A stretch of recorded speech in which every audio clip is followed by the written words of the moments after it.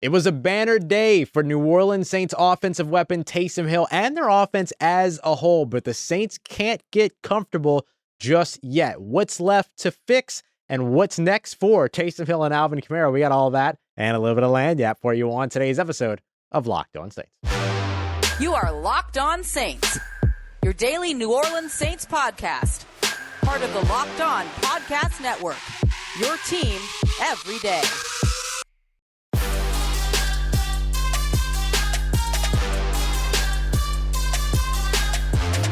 What is good, Who Dat Nation and Who Dat family? Welcome into another episode of Locked On Saints, your daily podcast covering your favorite team, the New Orleans Saints, part of Locked On Podcast Network, your team every day. Thanks so much as always. Make Locked On Saints your first listen of the day every day. Don't forget that we're free and available on all podcast apps and on YouTube as well. And I'm your host, Ross Jackson, at Ross Jackson Nola on Twitter, your New Orleans Saints expert, credential member of the media, CrescentCitySports.com, USA Today's Saints Wire, Tuesdays on Locked On NFL.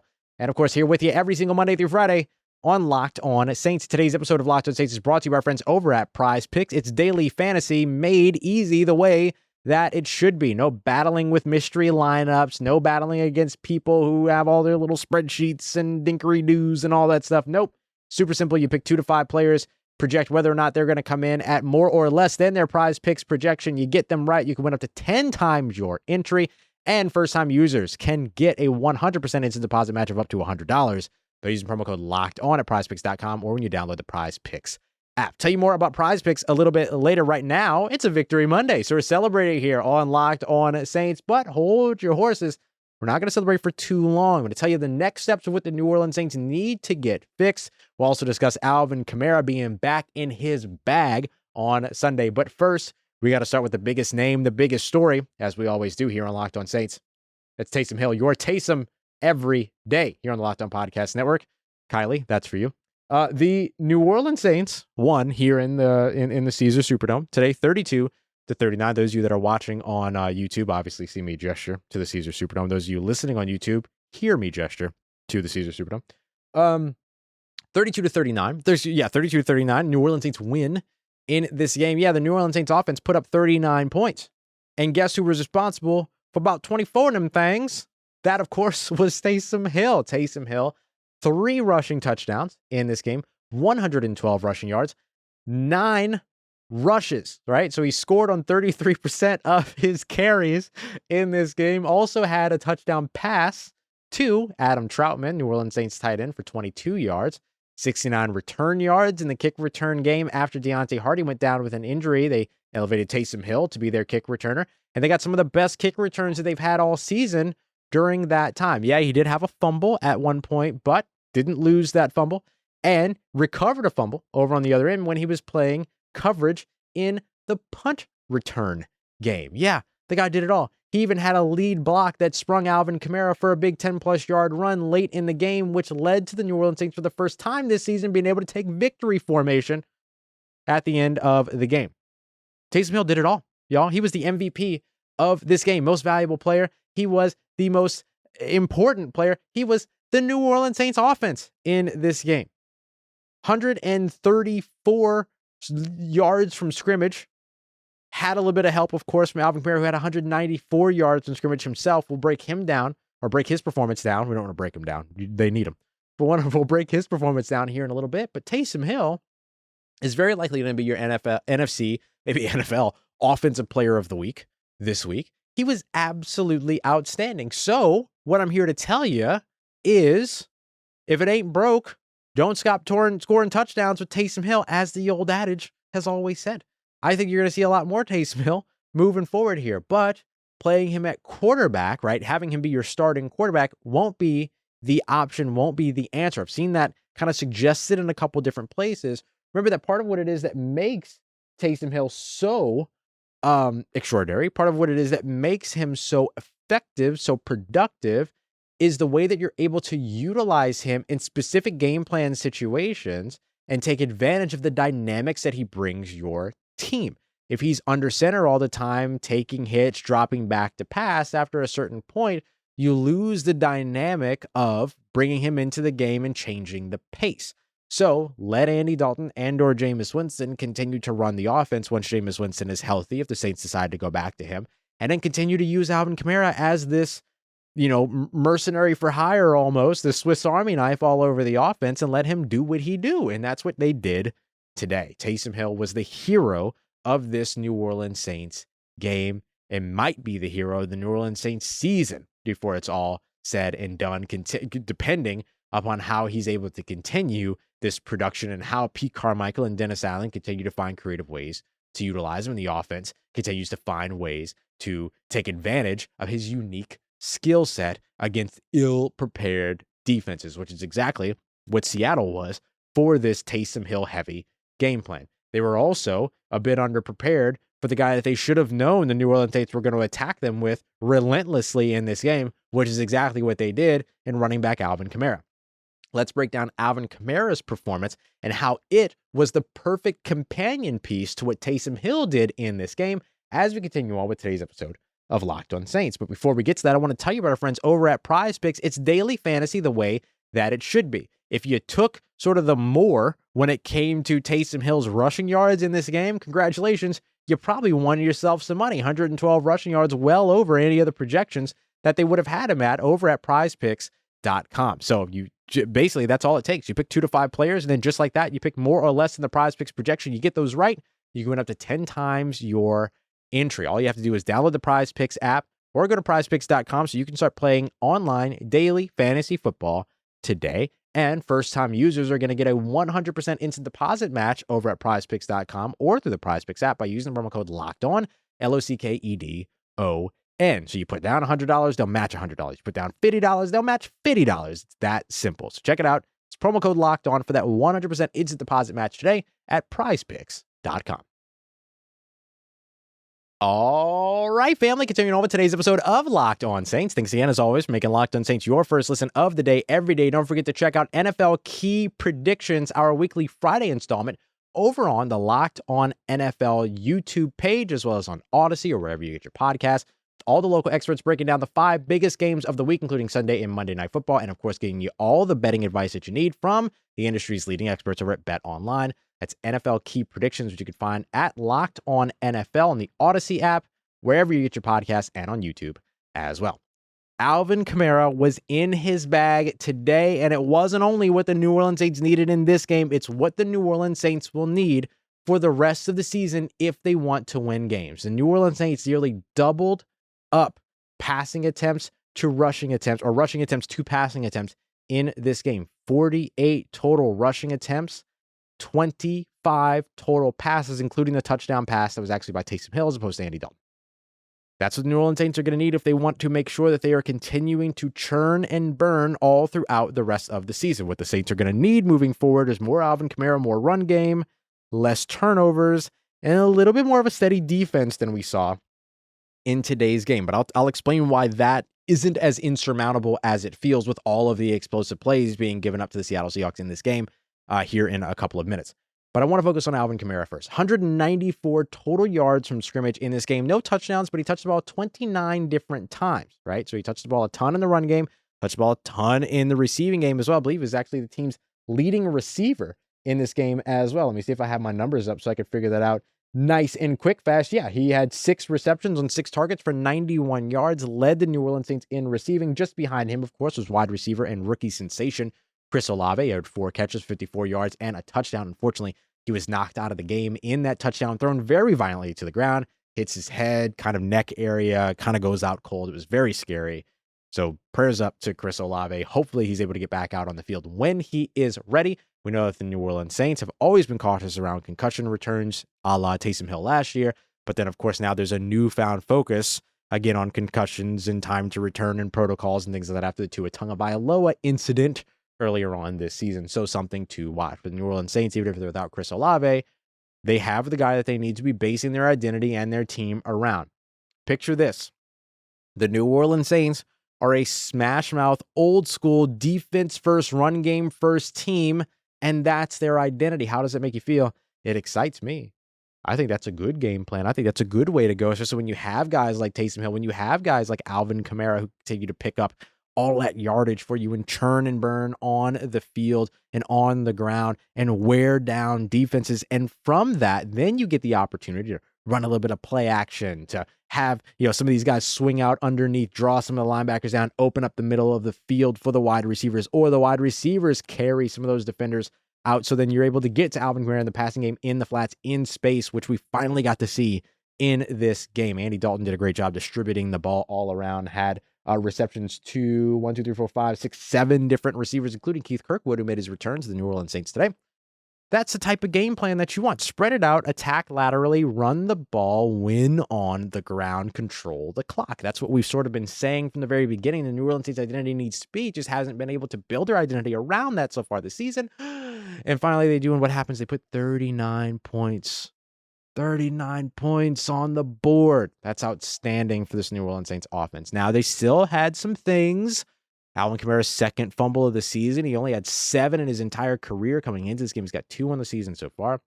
Even Taysom Hill had a fumble at one point in his first kick return. But hey, it was his first kick return in a while, so we'll let that slide for a second. It wasn't a turnover, so it's okay. You had the interception thrown by Andy Dalton. You had still a couple of ill-advised penalties. Still some bad penalties as well. Like, that was not a false start on Juwan Johnson by any stretch of the imagination, but whatever, it's fine. And then, of course, you have to look as well as the muffed field goal. Look at me go. The muffed kick return by Deontay Hardy. Now, I do want to shout out, because for the first time this season, I'm just kind of double checking myself here, but yeah, for the first time this season, Will Lutz didn't miss a field goal.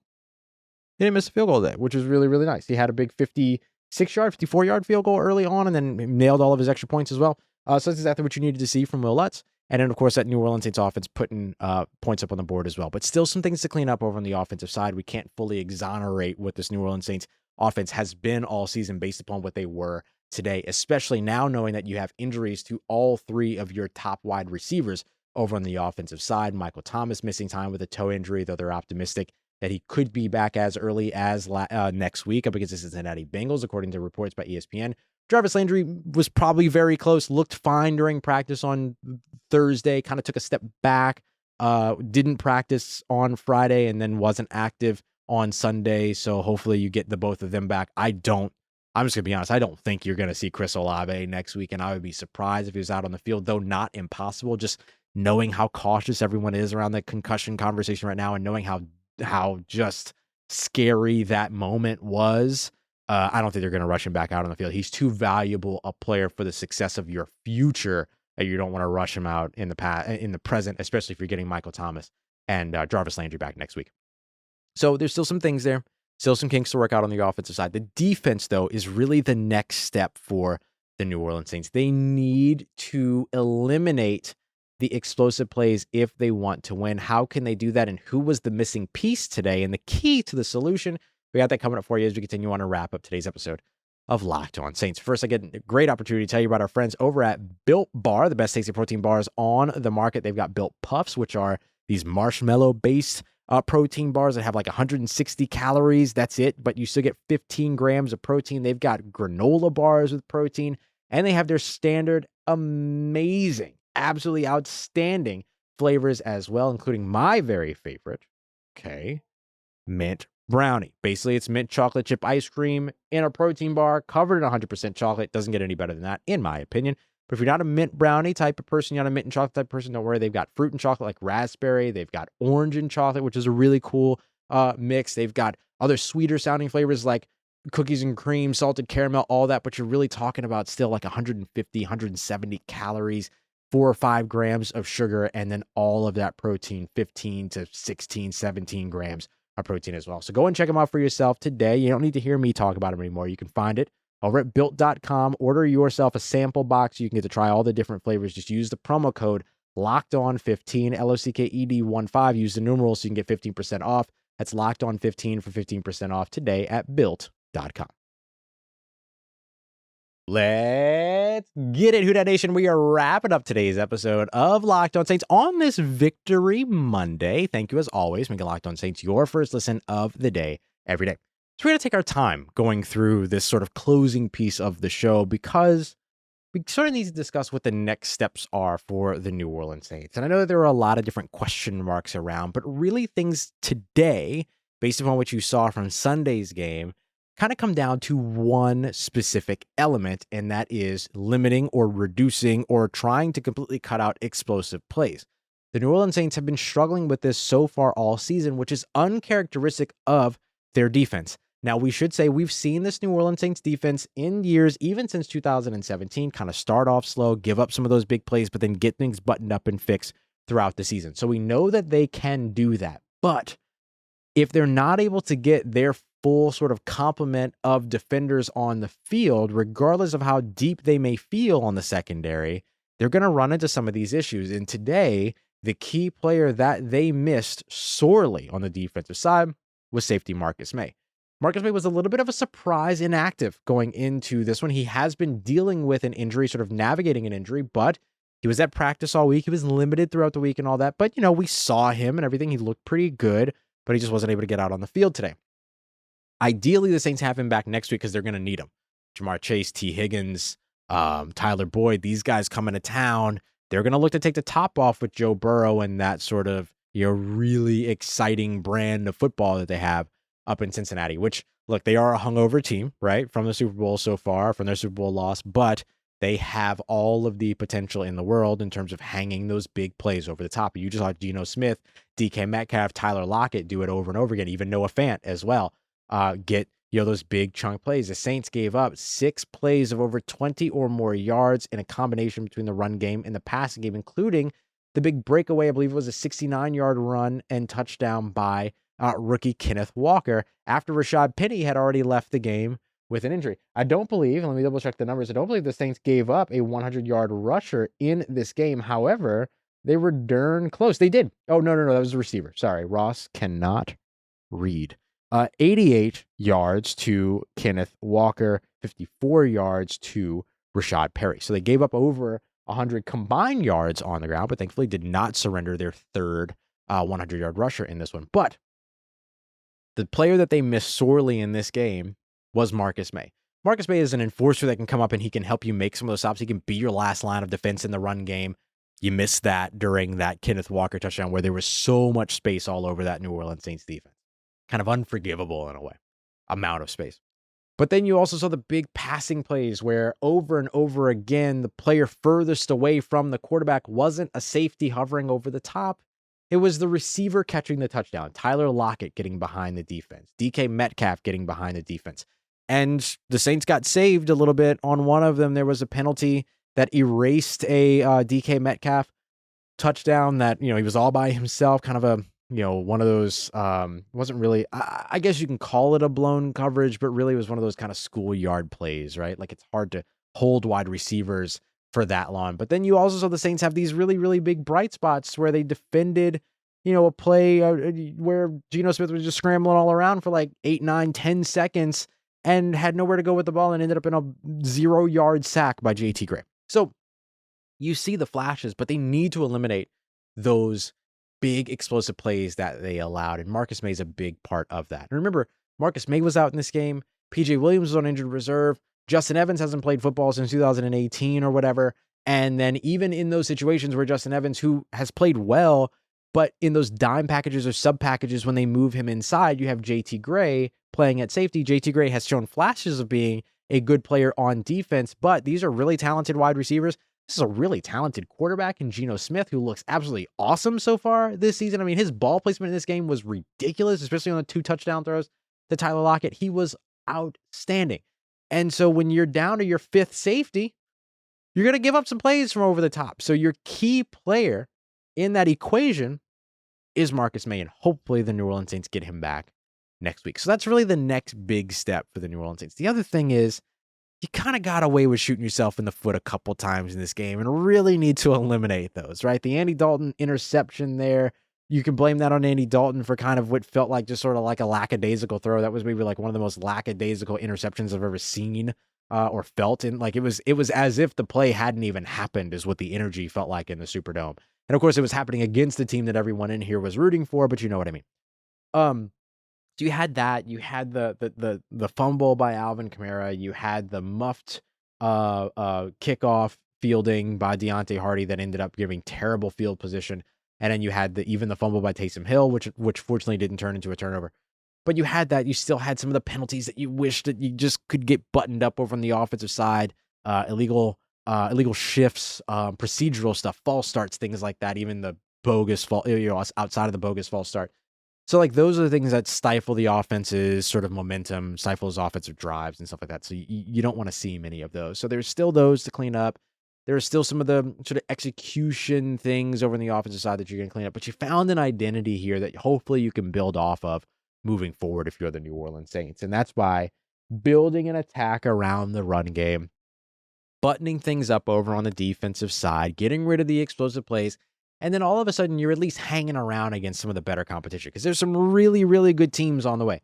Cincinnati Bengals, you got to travel to go to Arizona when they get DeAndre Hopkins back. You've got Devontae Adams and the Las Vegas Raiders coming to town just before Halloween. You've got to go to Pittsburgh. You've got to go against Lamar Jackson and the Baltimore Ravens. There's a lot on the way for this team to have to sort of claw and scratch. But I'll tell you what, and this is going to be my last point for the day. This New Orleans Saints team today had no interest in giving up. Big play after big play after big play. The Seattle Seahawks answering, turning the turnovers into touchdowns, all of those things that they continued to do. When the New Orleans Saints were building momentum, Seattle continued to meet the moment. And you know what New Orleans did? They met the moment right back. And those are the types of things you're used to seeing from the New Orleans Saints. The New Orleans Saints have 2 wins on the season so far. And in neither case have they been the wins that we expected the New Orleans Saints to put together as we were looking at this roster and as we were looking at this team at the beginning of the season. The big fourth quarter comeback happened when there was a 16-point deficit. You don't want to see those every week, and that was certainly not the way that we thought the New Orleans Saints would win games. The game today, 32-39, it was an absolute shootout. This is not the way that we expected the New Orleans Saints to win games. With a high-powered offense is what we expected, but with the defense being one of the best in the NFL, and net yards per average, still a top 10 team or just outside of being a top 10 team in that metric going into this game. It feels like the New Orleans Saints gave up like 500 total yards in this game, but that isn't true. They actually only gave up 268 passing yards in this one when it comes to Geno Smith's day. That's not a lot of yardage in terms of what it felt like, but you can't give up 3 passing touchdowns, a big 69-yard rushing touchdown, and expect that Taysom Hill is going to come in here and bail you out every week. 3 rushing touchdowns by Taysom Hill, 1 passing touchdown. He basically met the Seattle Seahawks offensive production himself in reverse. The Seahawks had 3 passing touchdowns and a rushing touchdown. Taysom Hill had 3 rushing touchdowns and a passing touchdown. He ain't going to be able to do that for you every week. And you certainly shouldn't be asking him to do it every week. So that's why 194 total yards by Alvin Kamara, or yards from scrimmage, by Alvin Kamara, so important in this game. That's why getting Michael Thomas and Jarvis Landry back healthy next week, so important to this game. This is a game where the New Orleans Saints offense only gave up 1 sack, but the offensive line struggled. There were some times where Cesar Ruiz was just getting beat over and over again by Al Woods. Al Woods only has 8 career sacks in his career, even though he's been in the NFL for 12 years. But my goodness, is he a veteran? And he showed you in this game. He was disruptive in the run game. He was disruptive in the pass rush game. He ended up injured and off the field. You never hope for an injury, of course, and obviously, but that ended up paying off majorly for the New Orleans Saints that they didn't have to deal with him anymore because Cesar Ruiz was having trouble with him over and over and over and over again. New Orleans Saints offensive line, a little shaky in this one, but the Saints found a way to combat that. New Orleans Saints offensive line, though, in the run game, outstanding. And that's where the New Orleans Saints should be building their identity moving forward. I don't care if it's Taysom Hill every single game, if it's Alvin Kamara every single game, or if they're able to get some of these other guys like Mark Ingram involved in there. Maybe they go out and they find a guy like David Johnson and bring him in or something like that. Like they'll find their ways to produce in the running game. But if they can set this up to where this is their identity moving forward, that they define themselves with the run game and then build off of that in their passing game, this New Orleans Saints team should win some more games as we move forward. I don't know how many at this point because we got to see them stop shooting themselves in the foot because they keep beating themselves in certain situations. But as of right now, major step forward for this New Orleans Saints team. Major questions to continue answering. In tomorrow's episode, it's Analytics Tuesday, so we'll break it down even further. What was Marshawn Lattimore's day like? How did he rebound after after having some trouble against Justin Jefferson in London for the Minnesota Vikings. That was the hardest I've ever worked to say a sentence, y'all, and you just witnessed it, whether you watched it or you heard it. So we'll break that down. We'll take a deeper look as well at Alvin Kamara's day, at Taysom Hill's day, and what it is exactly that a guy like Michael Thomas and a guy like Jarvis Landry can add to this team if they come back healthy next week. We got that coming up for you as we continue on throughout the week here on Locked On Saints. I appreciate you as always. Make Locked On Saints your first listen of the day every day. For your second listen, make sure you go and check out the Peacock and Williamson NFL show. Everything you need around the NFL in less than 30 minutes. Make sure you go and check out Locked On Pels as well, hosted by Jake Madison, to root on those New Orleans Pelicans, who are very, very close to tipping off their season, I guess is the right way to say that. So we got all that coming up for you everywhere here. New Orleans, we got you. Appreciate you as always making us a part of your day, part of your routine, for saying yes to me and the show. As always, if you see me, say hi. And if you need anything else around your New Orleans Saints in between these episodes, make sure you follow me on Twitter at Ross Jackson, NOLA. Hit me up. Let me know how the family's doing. Let me know how you're living. Let me know how you're momming them. And trust you, that nation. I'll holla at you.